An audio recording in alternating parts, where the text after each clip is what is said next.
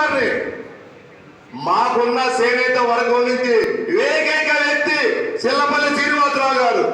ఇక్కడ చేనేత వర్గానికి ఏదైనా నామినేట్ పోస్టు మీ కర్తాలలో మధ్య లోకేష్ బాబు గారిని మనం అడగాల. చిల్లపల్లి శ్రీనివాసరావు న్యాయం చేయాలని మనస్ఫూర్తి కోరుకుంటూ మా చేనేత సంఘం తరపు నుంచి మీ అందరూ ధన్యవాదాలు తెచ్చుకుంటాను. జై జనసేన, జై చిల్లపల్లి, జై లోకేష్ బాబు. ఇప్పుడు MTMC minority cell Shaik Subani గారిని మాట్లాడవలసిందిగా కోరుకుంటున్నాను.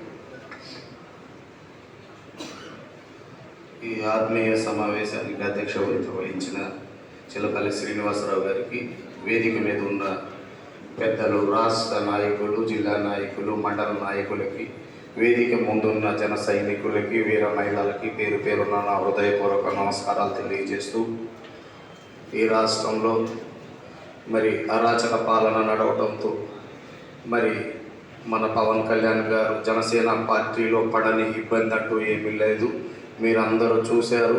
మరి దాని ద్వారా ఆ రోజు మనం పార్టీ అభివృద్ధి కోసం పవన్ కళ్యాణ్ గారు తన సొంత నిధులతో ఎవరికి ఏమి ఇబ్బంది ఉన్నా తక్షణం అక్కడ వాలిపోవటం, రైతులకు కానీ అలాంటివి కానీ, అంటే మన జనసేన స్టామినా అనేది ప్రజలకు ఉపయోగపడాలని ఆనాడు మరి పవన్ కళ్యాణ్ గారు చేశారు.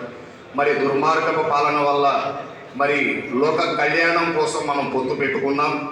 మరి ఈ లోక కళ్యాణం మనం పెట్టుకున్నాం కాబట్టి మరి ఈరోజు పొత్తుల్లో మనం ఏమీ చేయకూడదు కదా అని బలహీనంగా ఉండకూడదు. ఇంకొక విషయం ఏంటంటే పవన్ కళ్యాణ్ గారు అసెంబ్లీ టికెట్లు కూడా తక్కువ తీసుకుంది. రేపు లోకల్ బాడీస్లో 33% జనసేన పార్టీకి మాట ఇవ్వడం జరిగింది. ఈ 33% అంటే మనకి తాడేపల్లి మండలంలో టౌన్లో 22 మున్సిపాలిటీలు ప్రజెంట్ ఇప్పుడు కార్పొరేషన్ చేశారు. నెక్స్ట్ గవర్నమెంట్ వచ్చిన తర్వాత మున్సిపాలిటీలు చేయవచ్చు. అంటే మన పర్సెంటేజ్ తగ్గ ఇక్కడ మన నాయకులు ఆ వార్డుల్లో వాళ్ళ బలం పెంచుకోవాలి. ఆ బలం వీరితో కలిసి పెంచుకోవాలి. పెంచుకుంటే రేపు పర్సంటేజ్ వచ్చినప్పుడు మన జనసేన పార్టీ మనకి బలంగా ఉంటుంది. మనకి మన అధ్యక్షుల వారికి గౌరవం ఇచ్చినట్టుంటాం. ఇక్కడ ఇన్ఛార్జి గారికి మనం